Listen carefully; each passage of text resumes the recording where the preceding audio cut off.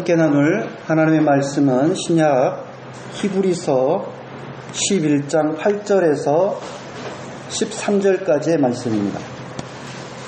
신약 히브리서 11장 8절에서 13절까지의 말씀, 저와 여러분이 한 절씩 교독하겠습니다.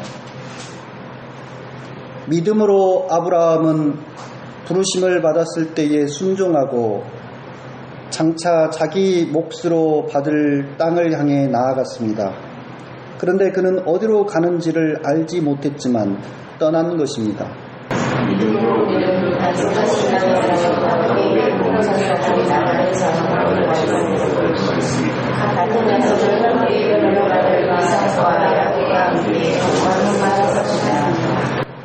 그는 하나님께서 설계하시고 세우실 튼튼한 기초를 가진 도시를 바랐던 것입니다.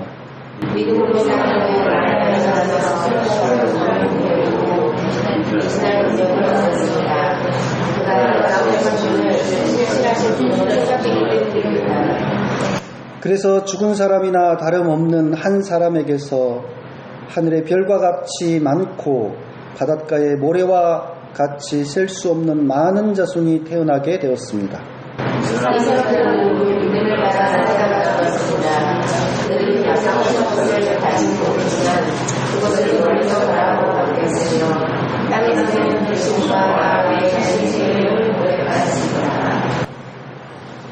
오늘은 광복 74주년 기념 주일입니다.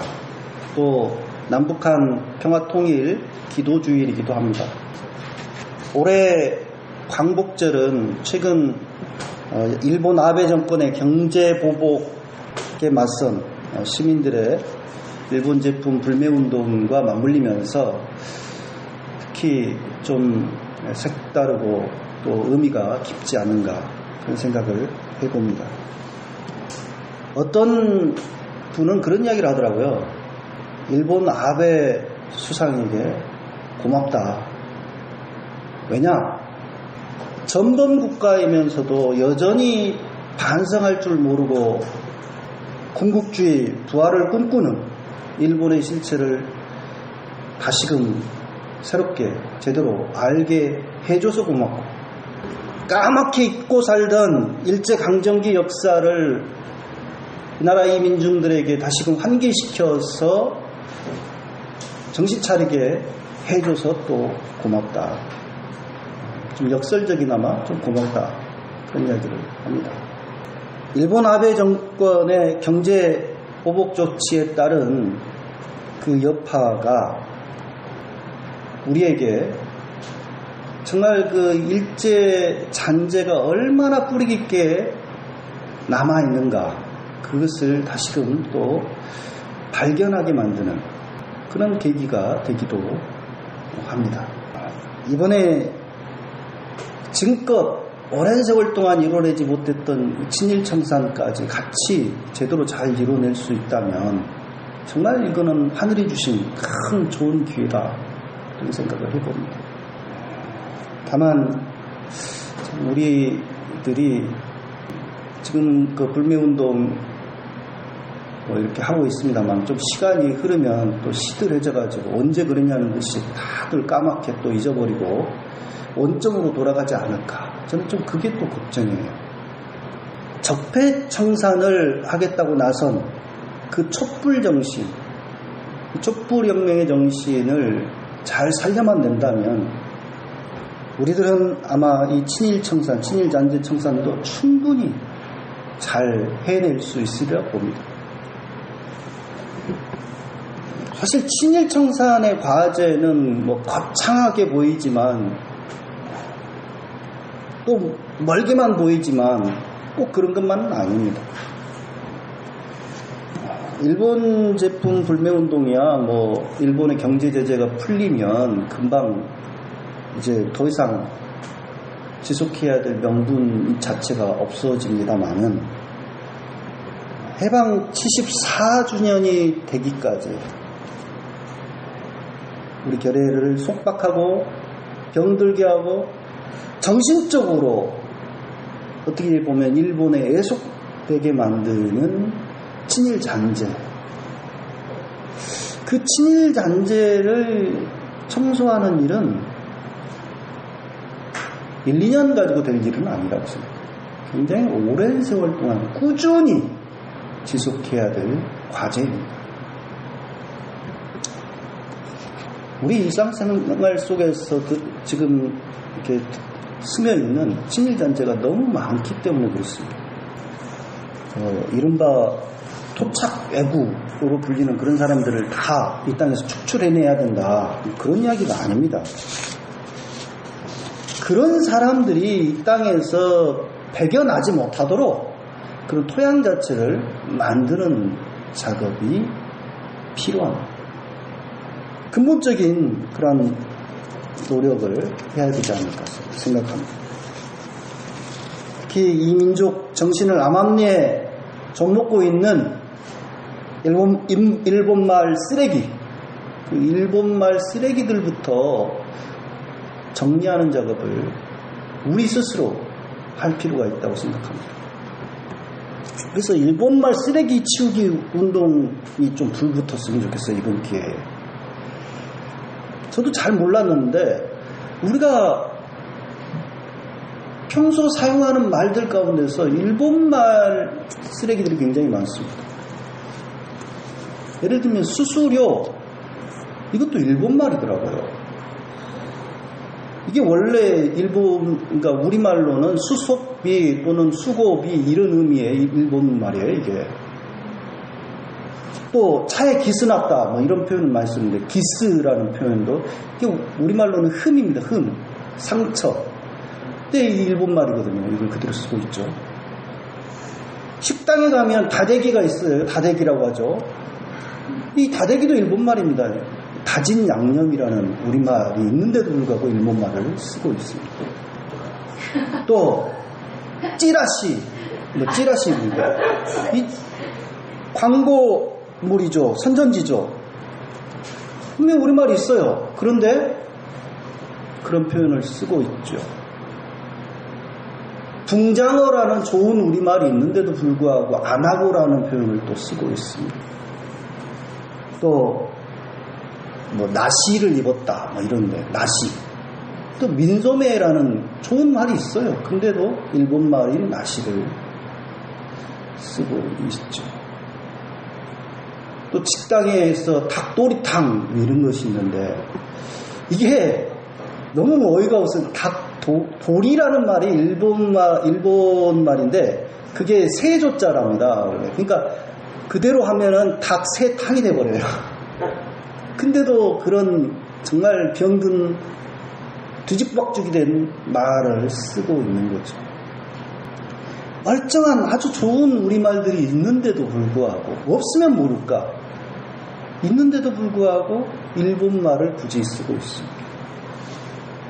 그래서 우리의 정신을 어떻게 보면 말은 정신이잖아요.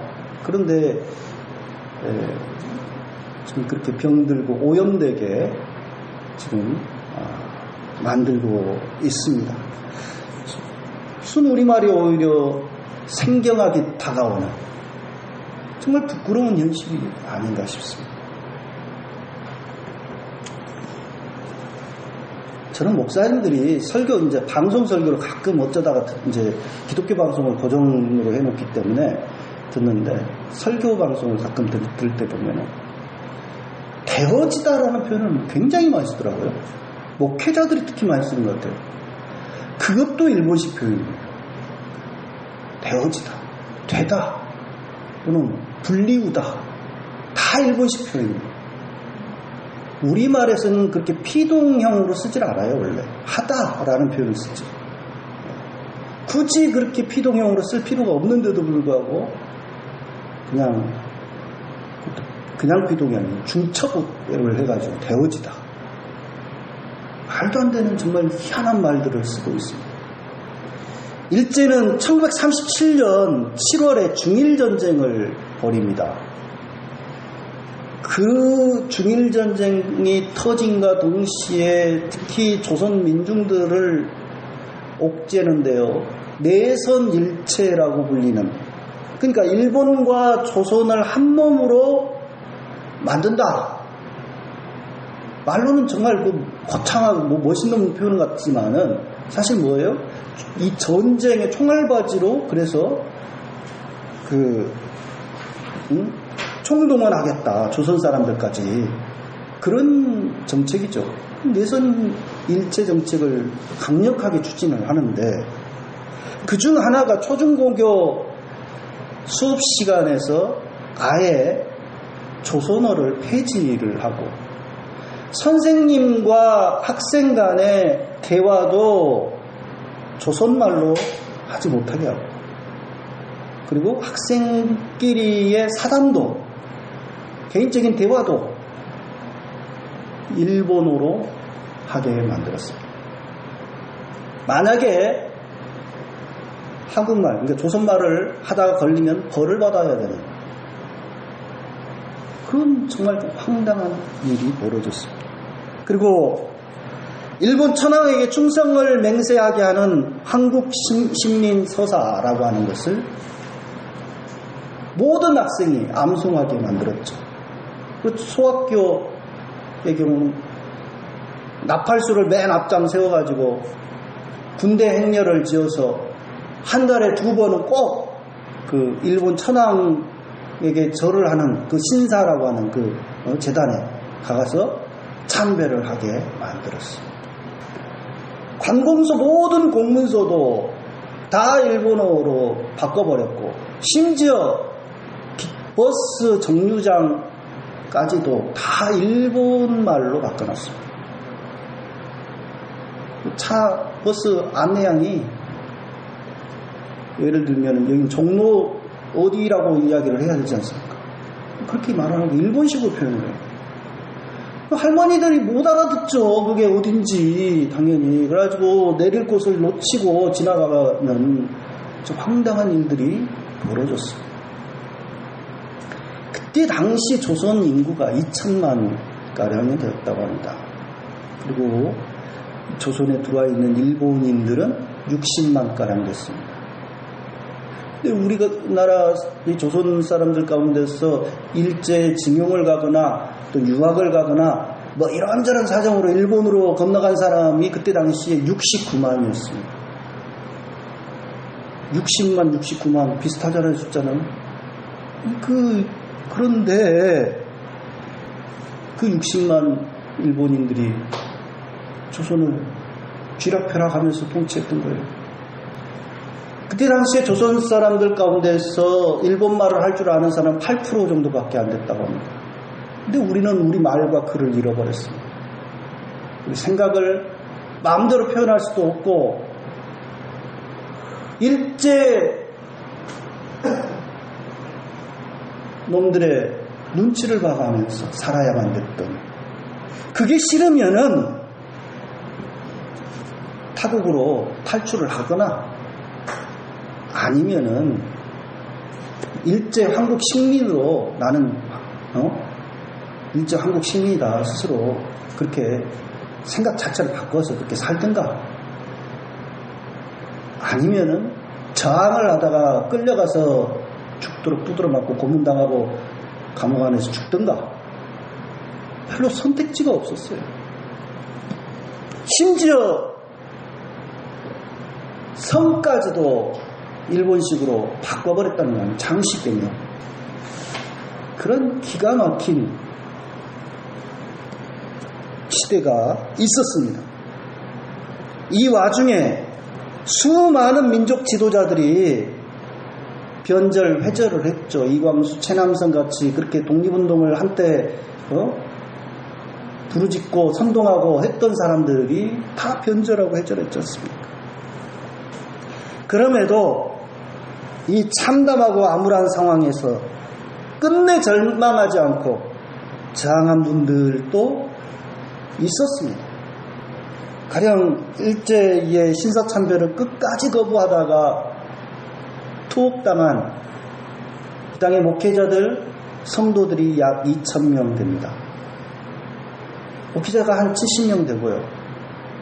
그 중에 50명은 순교까지 당하였습니다. 그때 우리 조선의 기독교 인구가 약 20만에서 30만이 좀 안 됐을 거예요.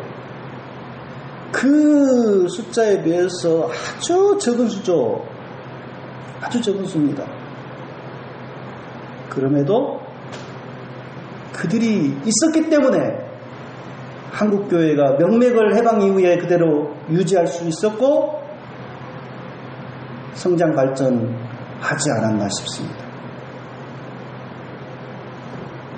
학교 가운데도 기독교 학교들은 자진해서 신사참배를 강요당하니까 학교 문을 닫아버렸습니다. 아예. 그러한 저항, 그게 있었기 때문에 그나마 기독교가 이 땅에서 신앙의 절개를 유지하면서 설 자리가 있었다라고 하는 것입니다. 바닷물이 썩지 않는 이유를 흔히 그 3%의 염분 때문이라고 말합니다. 3%의 염분 농도가 바닷물이 얼마나 많습니까? 지구상의 97%가 다 바다잖아요. 바닷물이잖아요. 그 물을 썩지 않게 만든다는 것이죠. 근데 어느 지질학자의 이야기를 보니까 이 염분 농도가 더 3%보다 더 높아지면은 어떻게 될까요? 홍수가 난답니다. 가뭄이 난답니다. 가뭄. 극심한 가뭄이 생겨요. 염분 농도가 높아지면 증발이 잘 안 되기 때문에 가뭄이 돼요. 염분 농도가 낮아지면 증발이 많이 돼버리기 때문에 홍수가 나고, 이 3%가 이 지구의 어떤 균형과 조화를 위해서 굉장히 중요한 어떤 그 가늠자 역할을 하고 있는 거죠. 적은 것 같지만 적은 게 아니에요. 그만큼 아주 중요한 역할을 한다는 것입니다. 일제강점기 신사참배 거부로 우상 앞에 무릎 꿇지 않은 그 소수의 신앙인들, 비록 소수였지만 그들이 바보스럽게 꿋꿋하게 버티면서 십자가의 길, 고난의 길을 걸었기 때문에 땅에 해방도 가능했으리라고 믿습니다. 히브리서 저자는 우리는 뒤로 물러나서 멸망할 사람들이 아니라 믿음을 가져서 생명을 얻을 사람들이라고 하면서 구약시대에 대표적인 믿음의 선진 몇몇 사람들을 소개하고 있습니다.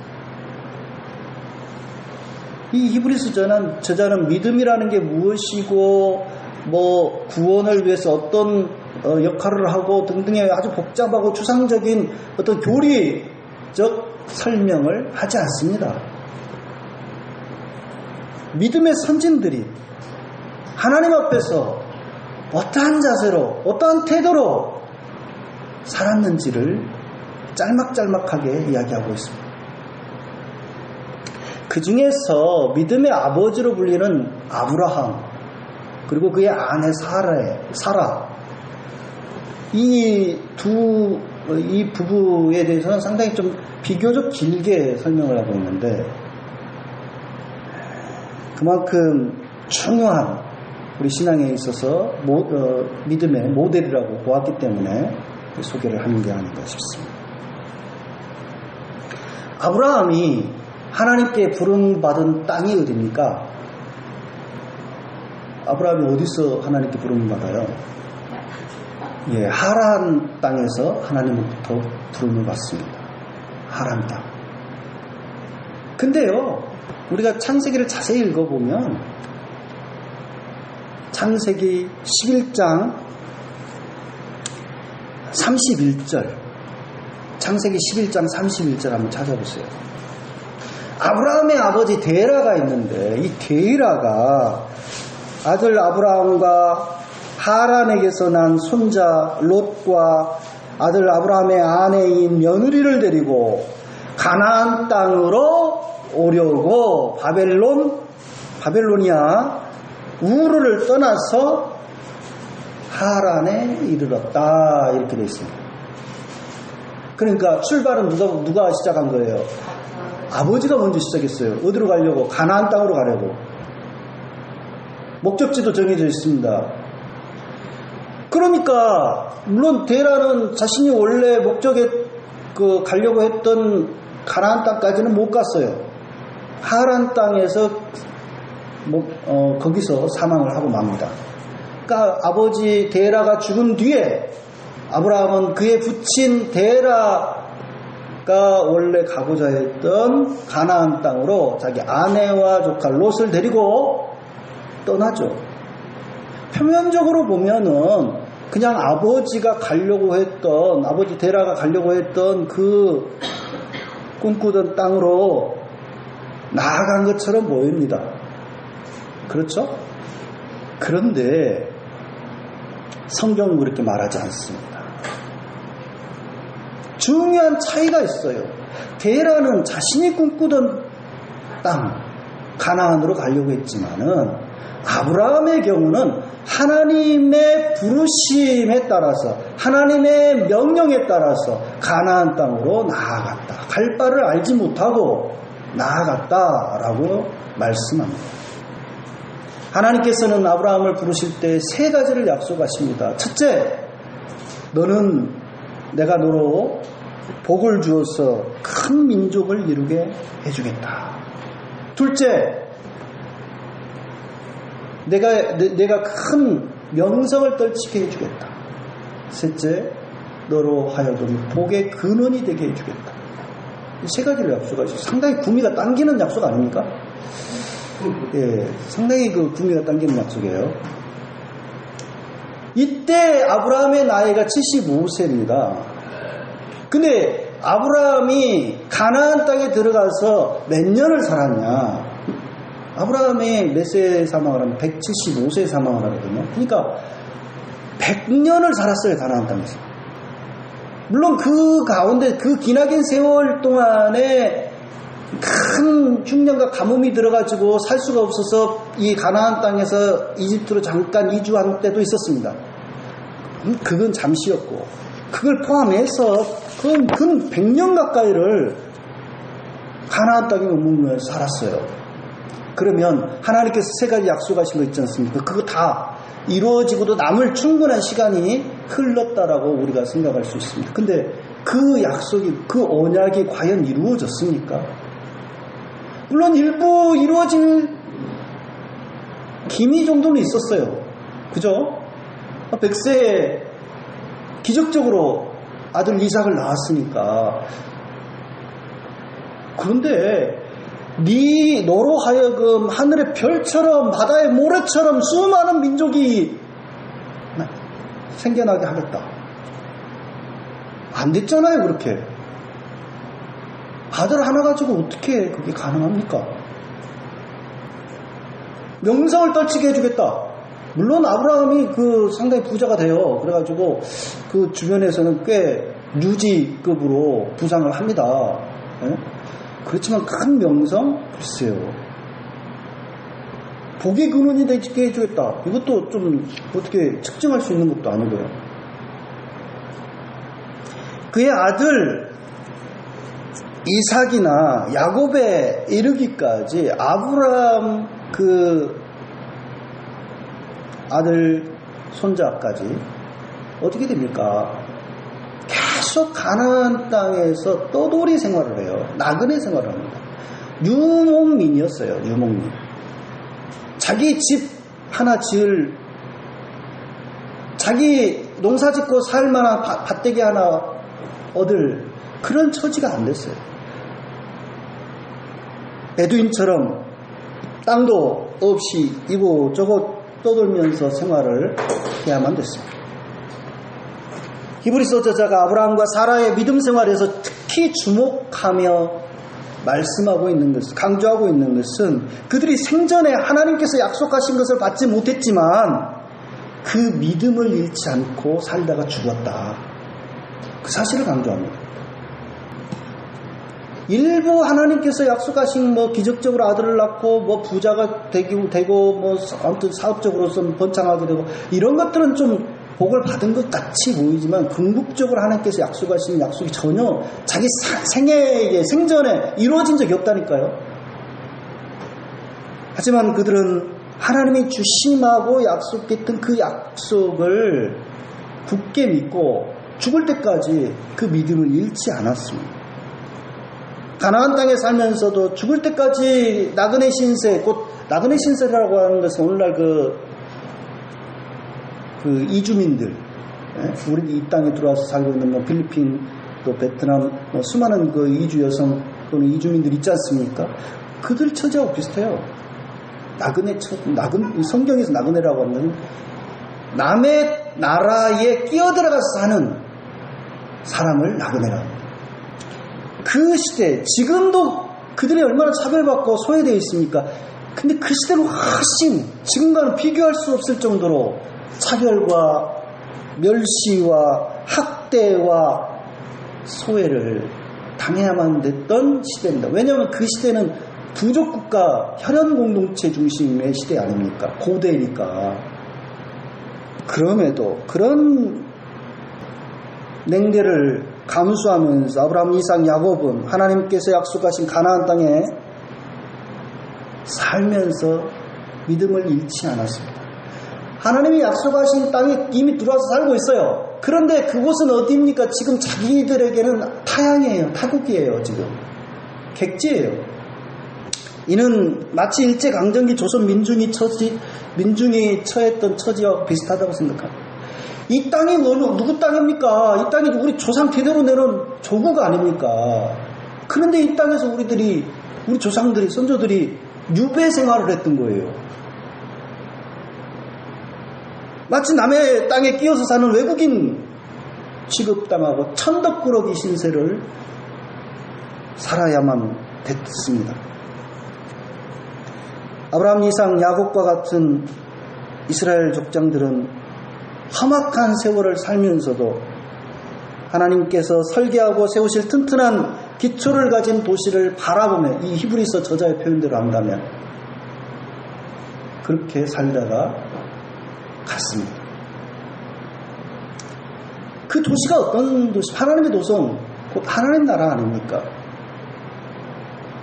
그 나라를 바라보면서 믿음을 잃지 않고 자신의 생애를 다 살았다라고 하는 것입니다. 예수님께서는 그의 제자들에게 이런 말씀을 하신 적이 있습니다. 너희가 보고 있는 것을 보는 눈이 복이 있다. 많은 예언자와 왕들이 너희가 보고 있는 것을 보고자 했으나 보지 못했고 듣고자 했으나 듣지 못했다. 이 말씀은 무슨 말씀입니까? 예수님께서 복음 사역을 통하여서 하나님 나라가 이 땅 가운데 임하기 시작했다고 하는 거 아닙니까? 그래서 그것을 제자들은 체험하고 보고 듣는 것 아닙니까, 지금?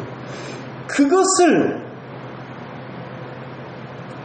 아브라함, 이삭, 야곱과 같은 이스라엘의 선조들은 보고자 했어요. 꿈꿨어요. 그런 날이 오기를. 그런데 그들은 보지도 듣지도 못했습니다. 다만 소망만 했어요. 간절하게. 그러면서 그런 믿음으로 나그네 길을 걸었다라고 하는 것입니다.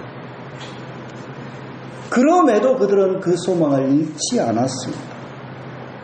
일제강점기 해방과 독립을 갈구하다가 매맞고 투옥당하고 그렇게 쓰러져간 우리 선조들이 많습니다. 대표적으로 우리가 잘 아는 윤동주 시인, 또 김교신 선생, 이 두 분은 해방되기 불과 몇 달 전에 사망하셨어요. 조금만 더 살았으면 그렇게 그리워하고 그렇게 갈구했던 해방을, 꿈에도 그리던 해방을 보았을 텐데 너무나도 안타깝습니다.